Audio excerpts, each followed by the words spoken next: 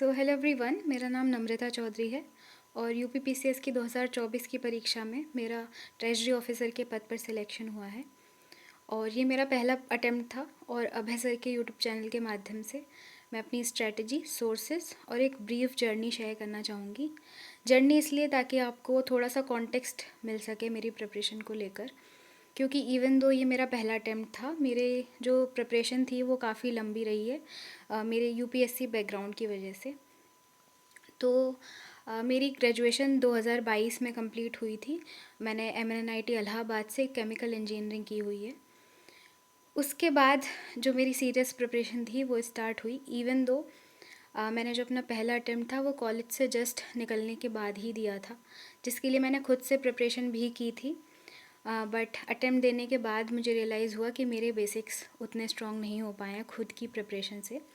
तो 2022 में ही मैंने ग्रेजुएशन के बाद विजन IAS का फाउंडेशन कोर्स ज्वाइन किया था, जिसने मुझे काफ़ी हेल्प की मेरी प्रिपरेशन को ऑर्गेनाइज बनाने में।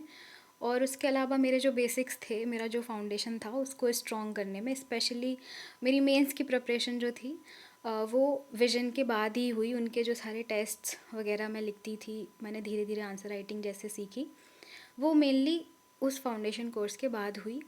तो ये बताने का पॉइंट बस इतना है कि जब हम खुद से चीज़ें करने जाते हैं तो हमें थोड़ा सा ज़्यादा टाइम लगता है एक सर्टेन लेवल पर पहुंचने के लिए। बट अगर कोई गाइड करने के लिए होता है, आप कोई इंस्टीट्यूट ज्वाइन करते हैं या फिर कोई एक मेंटोर होता है, तो वही समय आपका बच जाता है। आप जो खुद से गलतियाँ कर रहे होते हैं वो आप नहीं करते हैं और आप एग्जीक्यूशन पे ज़्यादा फोकस करते हैं, क्योंकि प्लान आपके लिए कोई कर रहा होता है। तो ये मैंने बताया इसलिए ताकि आपको पता चले कि सेल्फ़ प्रिपरेशन और कोचिंग से प्रिपरेशन में क्या क्या फ़र्क आता है। एटलीस्ट मेरे लिए वो आया। और मैं यूपीएससी की बात करूँ तो मेरे 3 प्रीलिम्स क्लियर नहीं हुए। तीसरा प्रीलिम्स मेरा 2024 में था। तो मैंने खुद के लिए डिसाइड कर रखा था कि 3 अटेम्प्ट्स के बाद मैं प्लान बी देखूँगी या फिर कुछ बैकअप के लिए देखूँगी। तो उस टाइम पे यूपीपीसीएस ही काफ़ी पास था, क्योंकि मार्च के बाद वो पोस्टपोन हो गया था। तो I shifted my focus to UPPCS. तो यहाँ आने के बाद मेरी जो प्रिपरेशन थी यूपीपीसीएस की, वो बस इतनी ही थी कि मैंने उसके जो PYQs थे 5 साल के, वो मार्च से पहले सॉल्व किए हुए थे। उसके अलावा जितना भी एक्स्ट्रा मेरे को करना था वो उन PYQs की एनालिसिस के बाद वो मैंने दिसंबर से पहले 1-2 महीने में किया था, जब फाइनली डिसाइड हो गया था कि दिसंबर में ही हमारा जो प्रीलिम्स है वो होने वाला है। तो उसके लिए मैंने क्या एक्स्ट्रा किया वो बताने से पहले मैं बता दूं कि जो मेरा बेस सोर्स था वो मेरे विजन के क्लास नोट्स थे और सारी स्टैंडर्ड बुक्स थी। क्लास नोट्स 2023 में बने थे, तो उसके बाद मैंने उन्हें काफ़ी बार रिवाइज कर रखा था। और जो मेरी स्टैंडर्ड बुक्स थी वो मैं 2022 से का जो अटेम्प्ट था यूपीएससी का उससे पहले ही करते आ रही थी। तो मेरी स्टैंडर्ड बुक्स अच्छे से तैयार थी, क्लास नोट्स का भी काफ़ी रिविज़न था, प्रैक्टिस थी मेरी टेस्ट्स की। तो बेसिक्स में कोई दिक्कत नहीं थी। बट कुछ एक्स्ट्रा चीज़ें करनी होती हैं, उसके लिए मैंने 2 चैनल्स रेफ़र किए थे। एक तो तेजस सिविल्स वाला, जिसमें मैंने उनकी एनवायरनमेंट और इकोनॉमी की लिस्टिंग्स यूज़ की थी, क्योंकि इसमें इकोनॉमी थोड़ा उस तरह से नहीं पूछते हैं, इवन एनवायरनमेंट भी। तो आई यूज्ड दोज लिस्टिंग्स। उसके अलावा करंट अफेयर्स के लिए जो राहुल सर की सीरीज़ थी मैप या फिर फ्लो चार्ट की के वे में उन्होंने जो करंट अफेयर्स दे रखा था, मैंने वो प्रिपेयर किया था। और आई दृष्टि मैंने कम्प्लीटली प्रिपेयर कर रखी थी, मतलब उसको जितना मैं रट सकती थी मैंने वो रटी थी। और मिसलेनियस टॉपिक्स भी मैंने इन्हीं 2 चैनल्स के PDF से किए थे। उसके अलावा मैं कहूँ कि और जो एक्स्ट्रा सब्जेक्ट्स हैं उनको मैंने कैसे अप्रोच किया था, तो मैंने घटना चक्र पूरी नहीं पढ़ी थी किसी भी सब्जेक्ट की। बट क्योंकि साइंस भी इसमें थोड़ा अलग तरह से पूछते हैं, तो बेसिक साइंस के लिए मैंने सिर्फ बायोलॉजी के लिए घटना चक्र की कुछ चीज़ें पढ़ी हुई थी। और मॉडर्न हिस्ट्री में पोस्ट गांधीयन जो फेज़ था उसके लिए, क्योंकि उसमें से क्वेश्चन थोड़ा अजीब से पूछते थे। बट जो लोग लक की बात करते हैं इस एग्ज़ाम में, वो शायद मुझे काम आया, क्योंकि जब मैं पेपर देने बैठी तो कन्वेंशनल पेपर नहीं आया, विच इनडायरेक्टली हेल्प्ड मी, क्योंकि जो कन्वेंशनल पेपर के लिए लोग तैयार होते हैं उनसे कम्पीट करना बहुत डिफ़िकल्ट है, क्योंकि उन्हें बहुत अच्छे से चीज़ें रटी हुई होती हैं। उसके बाद अगर मैं बात करूँ मेंस की, तो मेंस की प्रिपरेशन मेरी कुछ ऐसी थी कि प्रीलिम्स देने के बाद दिसंबर में एक टेलीग्राम चैनल था जो एक सर चलाते थे जिनका यूपीएससी का काफ़ी एक्सपीरियंस रहा है, तो गांधी भैया उनका नाम था। तो उनके चैनल से यूपी स्पेशल पेपर्स के जो मेरे बेसिक नोट्स थे वो मैंने प्रिपेयर किए थे, और उनके लेक्चर्स सुनते टाइम ही मैं गूगल करती रहती थी कि क्या ऐसा वैल्यू एडिशन है जो मैं करंट अफेयर से निकाल सकती हूँ। तो मैं गूगल करके जो भी मुझे न्यू दिखता था मैं उन्हीं नोट्स में तुरंत लिखती रहती थी। तो मेरा वैल्यू एडिशन का काम कहीं अलग से नहीं हुआ था, उस टाइम पे ही हो गया था, विच वॉज़ अराउंड जैन या फ़ैब, जिसके बाद फिर रिज़ल्ट आया था। तो जो मेरा मेजर पोर्शन था यूपी स्पेशल पेपर 6 और पेपर 5 का, वो मैंने उन्हीं से किया था। और 5 में काफ़ी स्टैटिक टॉपिक्स होते हैं, जैसे कि कल्चर हो गया, हिस्ट्री हो गया, पॉलिटी हो गया। तो इनके लिए आई did not like watched I did not watch the classes again, क्योंकि ये सारी चीज़ें ऑलरेडी प्रिपेयर होती हैं स्टैटिक की। तो उसके बाद जब रिज़ल्ट आया तो I also had my UPSC prelims 2025 वाला। तो मेरा जो ध्यान था वो यूपीएससी पे ही था, तो मैंने उतनी आंसर राइटिंग प्रैक्टिस नहीं की थी। बट क्योंकि मेरे पास पीडब्ल्यू का बैच था, तो जिन जिन चीज़ों में मेरी आंसर राइटिंग प्रैक्टिस अच्छी नहीं थी, मैंने उसके लिए पीडब्ल्यू के डेली आंसर्स में लिखती थी। उसके अलावा मैं अपने नोट्स प्रिपेयर कर रही थी, जो भी एक्स्ट्रा मेरा करना था यूपी स्पेशल के लिए। तो इस तरह से मेरा यूपी स्पेशल प्रिपेयर हुआ। तो जब मेरा 2025 वाला प्रीलिम्स फेल हो गया यूपीएससी का, तो उसके कुछ दिन बाद ही, लाइक 1 महीने से भी कम का समय था, मुझे यूपीपीसीएस का मेंस लिखना था। और मेरे में इतनी हिम्मत नहीं बची थी वो फेल होने के बाद कि मैं उसका मेंस लिख सकूं। तो मैं कहूँगी कि इस तरह की सिचुएशंस में आपके जो फ्रेंड्स का रोल होता है वो बहुत इम्पोर्टेंट होता है, क्योंकि वही हैं जो आपको आप में भरोसा दिलवा सकते हैं। तो मेरे साथ भी ऐसा ही हुआ, मेरे कॉलेज फ्रेंड ने मेरे को बहुत मोटिवेट किया। तो उसके बाद मेरी जितनी भी एनर्जी थी, फोकस था, मैंने वो सारा लगा दिया था उस 1 महीने को अच्छे से यूटिलाइज़ करने में। क्योंकि जब मैंने उससे बात की तो बहुत ही लाइक ब्लंट था उसका ओपिनियन कि या तो आप ये 20 दिन रोने में निकाल सकते हो या पढ़ने में निकाल सकते हो। तो मैंने पढ़ाई में निकाले। तो मैंने उस दौरान 2 सिमुलेशन किए थे, लाइक 8-8 पेपर, 16 पेपर मैंने उन दिनों में लिखे थे। और जिस दिन मैं 2-2 पेपर नहीं लिखती थी उस दिन मैं PYQ सॉल्व करती थी। तो मैं बता दूं कि यूपीएससी प्रिपरेशन की वजह से मेरी जो ऐसे की प्रिपरेशन थी और GS 1 to 4, तो ये 5 पेपर्स मेरे ऑलरेडी, मेरी कमांड थी अच्छी, इवन दो मुझे कभी यूपीएससी मेंस लिखने का मौका नहीं मिला। तो मेरा जो फोकस था वो हिंदी कवर करने पे था और यूपी स्पेशल के आंसर राइटिंग सीखने पे था। तो मैंने वो सारा टाइम उसी में लगाया, और बाकी में मैंने पूरा सिमुलेशन में जो मैं लिखा था मैंने, वही प्रिपरेशन थी बाकी पेपर्स की, और इसी प्रिपरेशन के साथ मैं मेंस देने गई थी। एंड ये तो रही सोर्सेज़ की बात। सोर्सेज़ मैंने बताया जैसा कि कुछ ऐसा आउट ऑफ द ब्लू नहीं थे, मैंने कोई भी जो मार्केट में एग्जिस्ट कर रहा था सोर्स वैसा नहीं यूज़ किया था।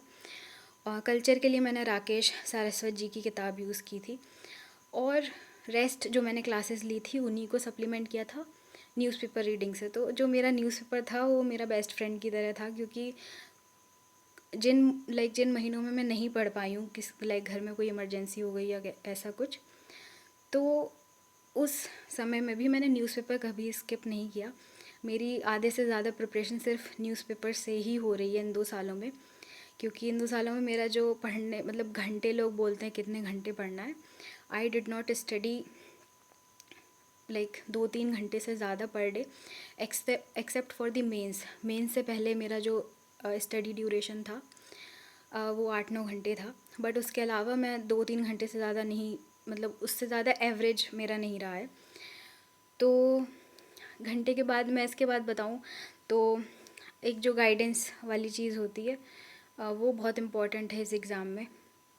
एंड मेरे पास वो गाइडेंस काफ़ी था, लाइक मेरे पास वो लोग थे जो मेरे को हर स्टेज से पहले बता रहे थे क्या करना है क्या नहीं करना है, या फिर मेरे को भरोसा दिलवाना कि मैं कर सकती हूँ, क्योंकि 4 प्रीलिम्स फेल करने के बाद it is not possible to keep yourself motivated. तो वो जो भी बोलते थे मैं उसको सुनती थी। एंड फिर मैं उसको एग्जीक्यूट करने की कोशिश करती थी।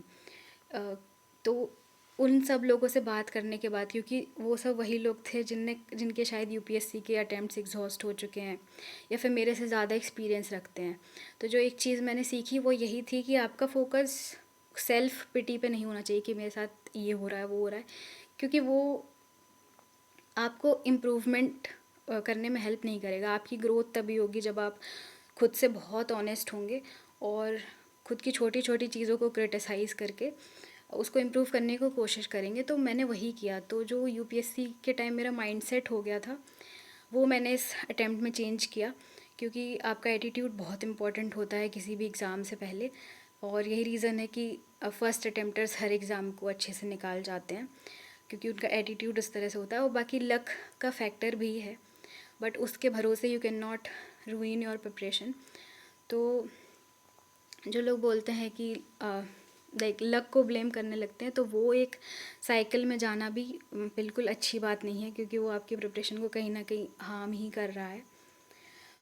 उसके बाद मैं ये कहूँगी कि जो चीज़ें आपके कंट्रोल में है उसके पीछे अपना टाइम बर्बाद मत करिए, क्योंकि वो आपको हेल्प नहीं कर रहा है किसी भी वे में। मतलब फ़ेल होने के बाद काफ़ी बुरा लगता है, मुझे भी लगा था 4 बार फ़ेल होने के बाद। It is not easy to accept those, like आप एक पॉइंट पे कमीशन को ब्लेम कर रहे होते हैं, दूसरे पॉइंट पे खुद को, और वो थोड़ा सा टफ़ हो जाता है, या फिर किस्मत को कोसने लगते हैं कि कुछ नहीं हो रहा है। बट जो सार है पूरी तैयारी का वो यही है कि आप लगे रहिए। अगर आपने इतनी मेहनत की है तो कोई और भी है जो शायद आपसे ज़्यादा मेहनत कर रहा है या उतना ही मेहनत कर रहा है, तो आपको बस अपना काम करते रहना है और उस मोमेंट के लिए वेट करना है जब आपकी बारी होगी। और वो बारी आपकी ज़रूर आएगी। तब तक आपको और लाइक होप लूज़ नहीं करनी है। मैं अपनी ही बात करूँ तो जैसा मैंने कहा कि एग्जीक्यूशन पे ज़्यादा फोकस था, तो मैंने सुना था कि हैंड राइटिंग का बहुत इंपॉर्टेंट रोल होता है इस एग्ज़ाम में। इवन दो मेरी जो आंसर राइटिंग स्टाइल थी यूपीएससी के लिए वो काफ़ी अलग थी, but when I saw the toppers copy of this exam, तो आई रियलाइज्ड कि I can not like worry about adding more content. मैं ये नहीं सोच सकती कि मुझे और लिखना है। तो मेरा पूरा फोकस यही था कि मैं जो मेन चीज़ है वो लिखूं, बट अच्छे से लिखूं। तो मेरी हैंड राइटिंग गंदी थी, but I had to improve उस एक महीने में, एंड आई डिड। क्योंकि भाई नौकरी चाहिए।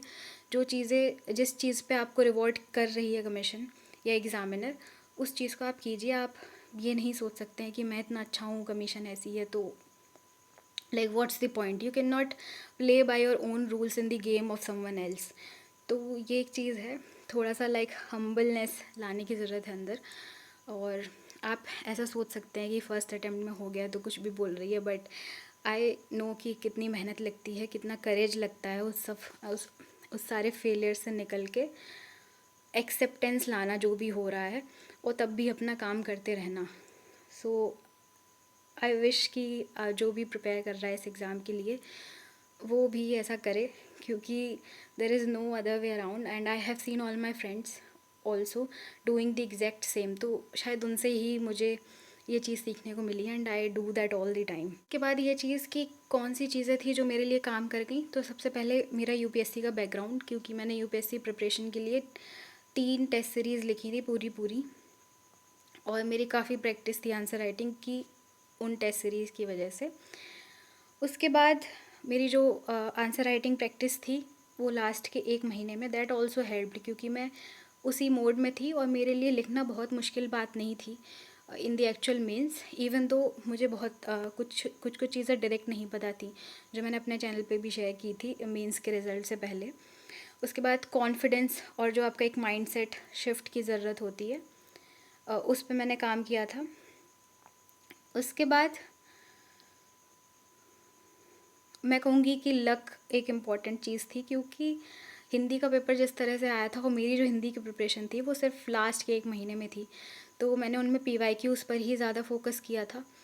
और like there is one topper जिनके नोट्स टेलीग्राम पे थे, तो मैंने उनको रटा था, एंड लकीली उससे काफ़ी सारे क्वेश्चंस हिट हुए, तो दैट हेल्प मी।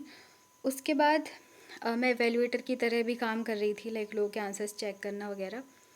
तो दैट ऑल्सो हेल्प्स, क्योंकि जब आप दूसरों के आंसर चेक करते हो, आप छोटी छोटी चीज़ें मतलब उसमें छोटी छोटी गलतियाँ निकालते हो। तो सेम चीज़ मैं अपने लिए भी कर पाई अपने मेन से पहले, क्योंकि मैंने जो एवेल्यूएशन प्रोग्राम ज्वाइन किया था उन्होंने एंड मोमेंट पे मुझे डिच कर दिया, तो मुझे फिर अपने फ्रेंड्स की हेल्प लेनी पड़ी और ख़ुद का थोड़ा सा विजडम यूज़ करना पड़ा टू एक्चुअली अंडरस्टैंड कि मैं कैसा कर रही हूँ परफॉर्म। उसके बाद स्ट्रेटजी मेरी यही थी कि मैं प्रैक्टिस ज़्यादा से ज़्यादा करूँ, क्योंकि आपको कितना भी ज्ञान हो, अगर आप एग्ज़ाम वाले दिन परफॉर्म नहीं कर रहे हैं तो there is no point of that.